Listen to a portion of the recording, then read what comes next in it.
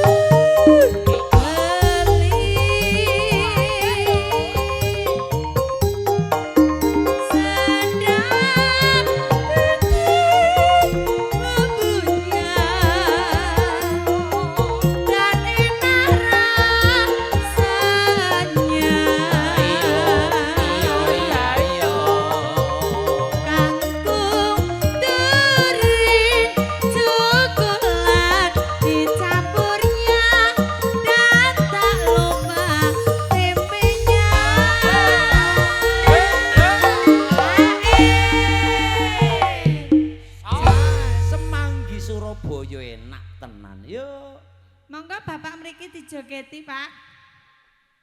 Pak. Kerso. Mboten kerso niki Bapak besan. Dereng kerso, ya. Kepripun? Ora apa-apa.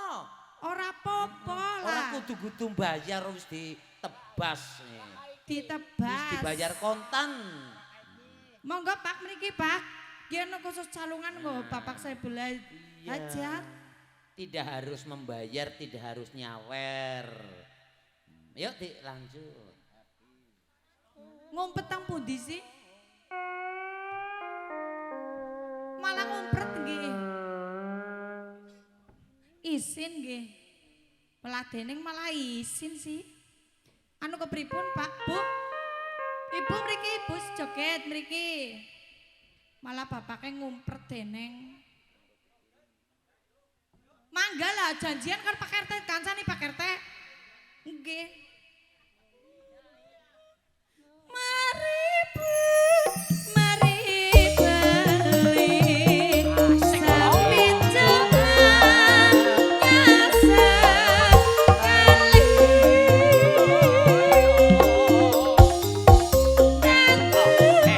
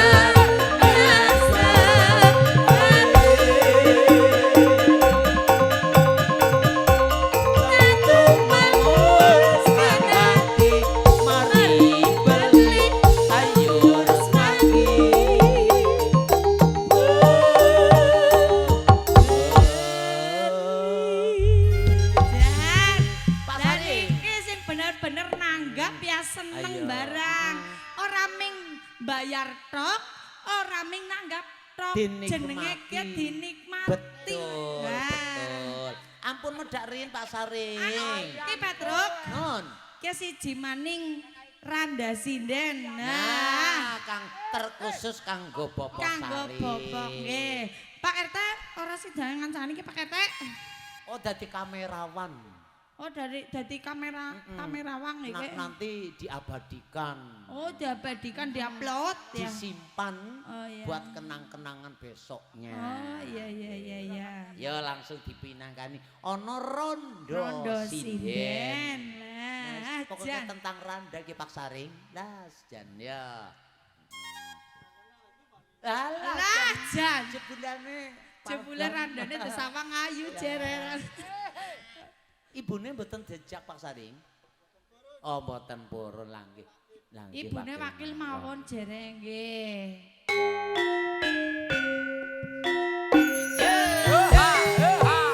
Randa sinden.